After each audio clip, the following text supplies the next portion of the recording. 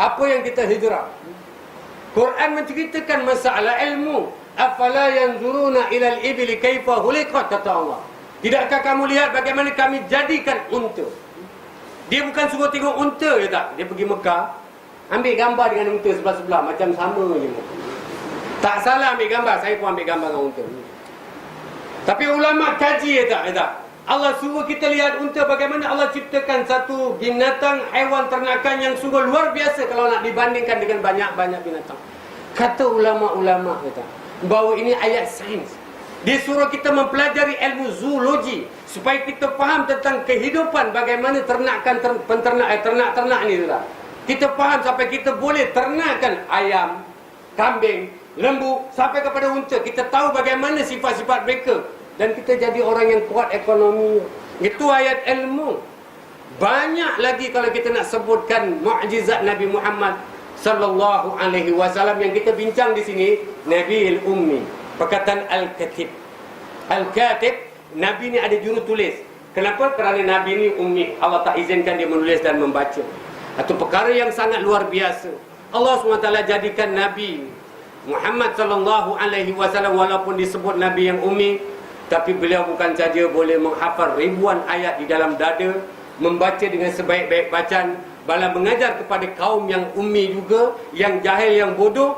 Bahkan kita nak tambah di sini, Nabi SAW mampu mentamadunkan hampir seluruh Hijaz ketika Nabi wafat. Ketika Nabi wafat pada tahun 11 Hijrah, di Hijaz tu sampai ke utara Syam, yang namanya orang-orang hidup pada zaman itu sudah sampai kepada Islam. Daripada selatan sampai ke Yaman, yang Kristian juga sudah Islam. Timur, barat, kita sebutkan di Hijaz, hampir semua seluruh Hijaz itu sudah Islam.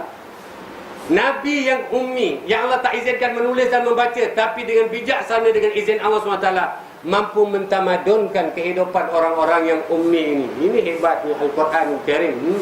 Nabi bukan saja boleh mentamadunkan, boleh jadikan orang itu baik. Baik. Abu Bakar As-Siddiq, siapa boleh lawan baiknya? Tak ada orang boleh lawan. Siapa boleh lawan baik? Yang ini antara kita dengan Uthman bin Affan. Siapa boleh lawan? Ali bin Abi Talib, Umar bin Khattab. Umar bin Khattab saja saya dah ceritakan banyak kali dulu. Kita duduk dan kita fikir hebat Quran. Umar bin Khattab semua orang tahu. Sebelum dia Islam, bukan kita nak menuduh Umar, tidak. Tapi dalam syair-syair Arab, sejarah mengatakan Umar sebelum dia Islam, semua orang Islam takut dia. Nak menunjukkan bagaimana hebatnya Umar bin Khattab. Tapi Allah nak jadikan sebab cantik. Rancangan Allah ni satu rancangan yang sungguh menakjubkan.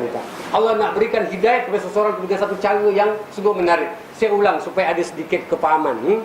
Jadi supaya anda faham bagaimana Allah nak berikan hidayah kepada Umar bin Khattab. Asalnya pertelingkahan di antara yang ini Abu Sufyan dengan Abu Bakar As-Siddiq. Abu Bakar orang yang direspek. Orang Mekah ni memang respek Abu Bakar. Walaupun Abu Bakar ni bukanlah tingkat tinggi sangat, tapi orang yang memang terkenal dengan kewibawaannya. Di Mekah Abu Bakar ni dia selepas Nabi orang yang memang orang hormati. Apabila Abu Bakar sudah Islam, dia marah kepada Abu Sufyan. Marah. Abu Sufyan tak berani nak lawan Abu Bakar As-Siddiq. Maka dia cari orang yang ketika itu orang yang respect. Dia cari Umar bin Khattab. Abu Sufyan dengan Umar ni kira sama kasta, sama-sama boyan daun.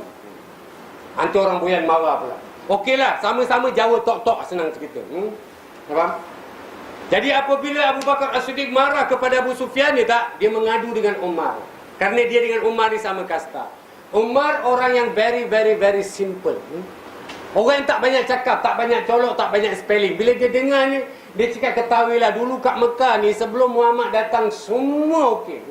Nak sembah berhala okey, nak main judi okey, nak beratur beli nombor okey, nak watai, nak tidur sampai ke dalam longkang pun tak ada orang marah, nak maksiat semua okey tak. Ini semenjak Muhammad datang ni semua tak boleh dah bergaduh, anak beranak pun. Kalau Muhammad yang bikin kecoh kat Mekah ni, aku bunuh dia. Itu Umar dia standard.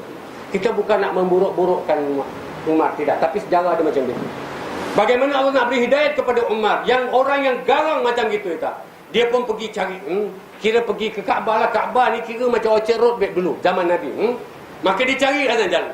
Nak jalan dia terserempak dengan seorang yang bernama Nu'aim bin Abdullah. Nu'aim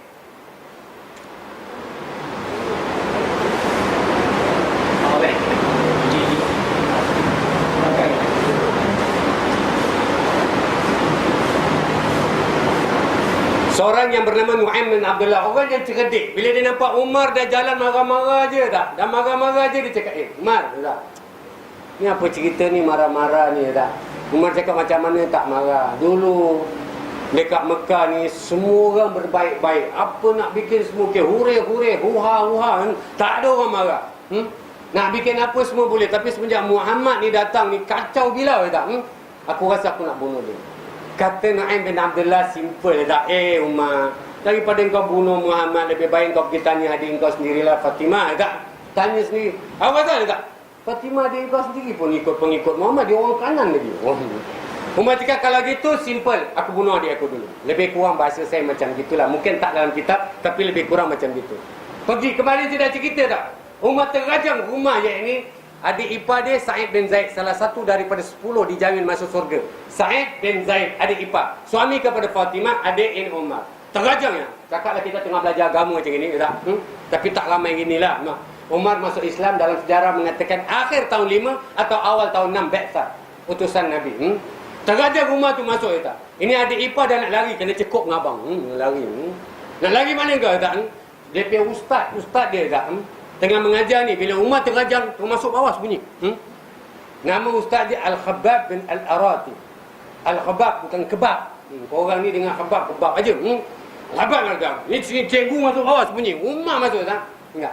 Cari tak? Apa kau fikir tak? Kita baca Quran. Apa baca Quran tak? Tak tahu apa nak baca, panggil adik kau. Fatimah baca. Taha ma anzalna 'alaikal Qur'an litashqa illa tazkiratan liman yakhsha. Tak? Beberapa potong ayat Quran ini Umar lepas pedang tadi tak? Kita nak buktikan mukjizat Al-Quran Al-Karim tak? Orang yang macam Umar tu tak? Boleh sampai lembut, hanya sekedar 2-3 ayat je. Bahasa saya lah, Taha kita tak terjemahkan. Ma anzalna 'alaikal Qur'an litashqa. Seolah-olah Umar, kami tak turunkan Quran untuk nyusah-susahkan kau. Tak. Illa tazkiratan liman yakhsha. Kecuali Quran ini dia menjadi penyejuk hati orang yang dengar, yang baca ni, dia rasa takut dengan Allah SWT. Umar yang macam itu keras, boleh jadi lembut. Ini kita nak sebutkan terlanjur, kita bincang masalah Quran dan mukjizat Al-Quran yang Allah berikan kepada Nabi Muhammad sallallahu alaihi wasallam. Allah beritahu, "Lau anzalna hadzal Qur'ana 'ala jabal", kalaulah kamu letakkan Quran ini ke atas gunung, kata, la ra'aitahu khashi'an mutasaddian min hasyatillah. Quran ini kalau diletakkan, dibuat satu perumpamaan gunung yang hebat, yang gagah, yang megah tu, gunung itu juga akan tunduk tersungkur kerana takut dengan Allah Subhanahu wa taala. Di lain perkataan, insya-Allah kalau siapa-siapa yang hadir ini dekat dengan Quran, selalu baca Quran, baca terjemahan. Yang sudah khatam berkali-kali, cuba buat khatam dengan terjemahan. Kita baca Quran, kita tengok makna ini. InsyaAllah macam mana keras hatinya, InsyaAllah akan lembut. Orang Melayu cakap bahawa batu yang begitu keras boleh jadi lekuk dengan titisan air. Boleh lekuk. Air boleh melekukkan batu yang keras. Gunung yang begitu gagah, tak? Boleh berubah bentuk dengan hakisan ataupun erosion daripada angin. Takkanlah kita yang tak sejahat orang-orang yang banyak ada di sana tak boleh lembut dengan Al-Quran.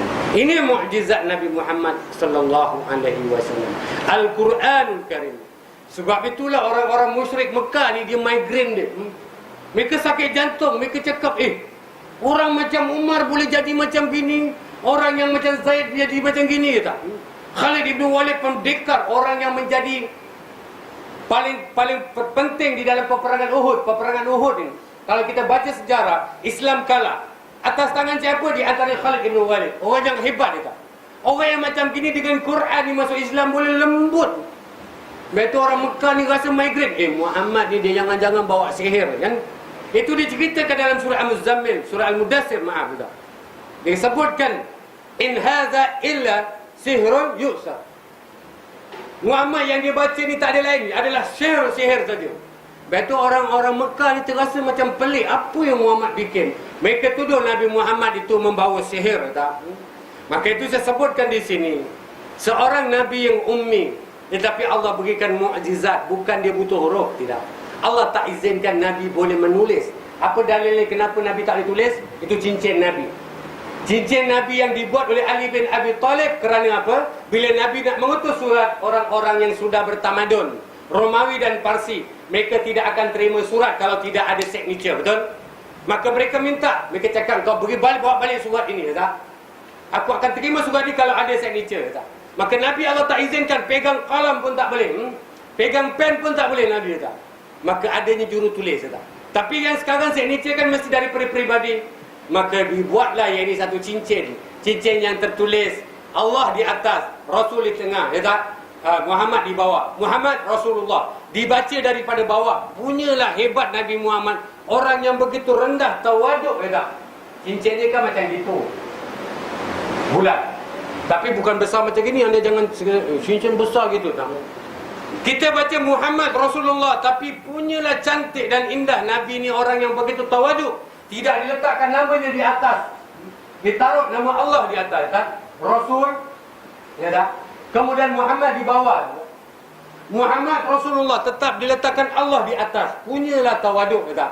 Itu yang Nabi mengatakan, la tatruni kama ataratin nasara ala Isa bin Maryam. Jangan kamu dewa-dewakan aku seperti mana orang-orang Nasara mendewa-dewakan Isa putra Maryam. Wa qulu ana Abdullah wa Rasul.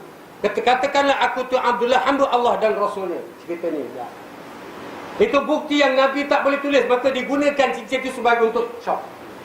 Bukti Nabi tidak boleh membaca, itu tadi kita dah sebutkan. Ketika berlakunya ayat Quran yang turun pertama 1-5 daripada surah Al-Alaq, orang yang tidak tahu menulis, tidak boleh tulis dan membaca, Allah tak izinkan.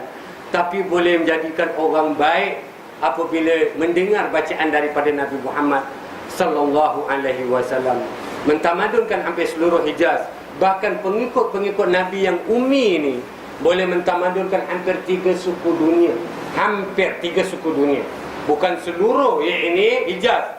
Hampir seluruh, iaitu Afrika. Boleh dianggapkan di utara dan masuk kepada iaitu Eropah. Dah barat tu. Hampir pergi kepada iaitu timur, kita. Bayangkan. Inilah mukjizat Nabi Muhammad sallallahu alaihi wasallam. Orang-orang kafir tetap menuduh Nabi Muhammad melakukan ataupun mengarang ini Al-Quran.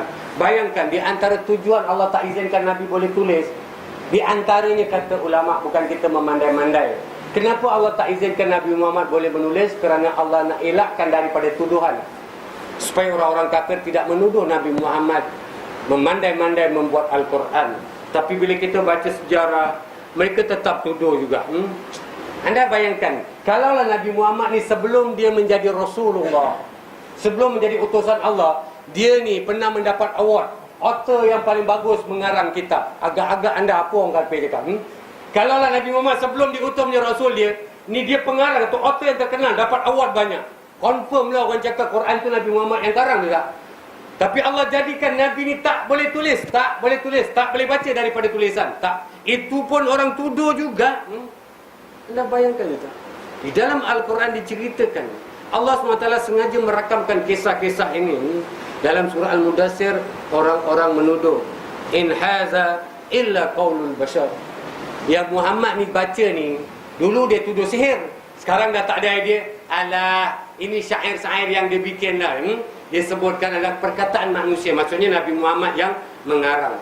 Allah pernah cabar di dalam surah Al-Baqarah, wa in kuntum fi raibi mimman nazzalna ala abdina fa'tu bi suratin min mislihi wad'u syuhada'akum min dunillah in kuntum sadiqin. Kan bila orang tuduh Muhammad bikin, enggak, mereka cakap mereka pun boleh bikin. Kata Allah, kalaulah kau mengatakan, kau pertikaikan apa yang kami turunkan kepada hamba kami, tak, fa'tu bi suratin, buatlah satu surah yang sebanding dengan apa yang kami turunkan.